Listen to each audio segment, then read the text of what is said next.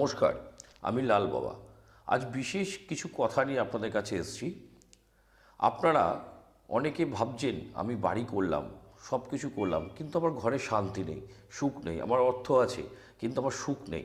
আমার পরিবারের সাথে আমার কথাবার্তা এবং কম হয়, আমার পরিবারের সাথে আমার মনোমালিন্য জায়গায় ঠিক নেই।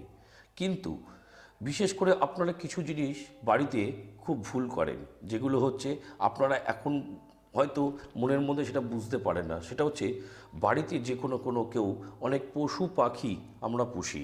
কেউ কুকুর পোষেন, কেউ পাখি পোষেন, কেউ অনেক কিছু পোষেন, যেগুলো হচ্ছে আমরা পোষারটা কিন্তু বড় কথা না, সবাই আমরা পুষতে পারি, কিন্তু পোষার মধ্যে কিন্তু কিছু ব্যাপার আছে, তাদের সুযত্ন করার ব্যাপার আছে।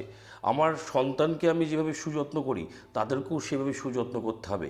আপনি পাখি চিল্লাচ্ছে বলে পাখিকে আপনি খাঁচার মধ্যে ঢুকিয়ে আপনি যে কোনো জায়গায় রেখে দিয়ে চলে এলেন।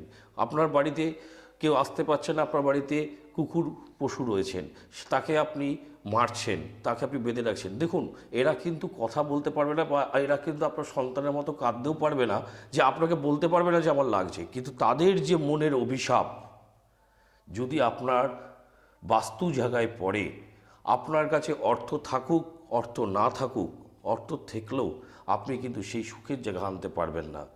যদি কেউ মনে করেন যে কারো বাড়ির পশু আছেন কিন্তু আপনার বাড়িতে এরকম অশান্তি হচ্ছে, পশুকে সুস্বাস্থ্যভাবে রাখুন, এবং যেই পশু থাকুক না কেন তার উপরে একটি করে কালো টিপ জোগাড় করতে হবে।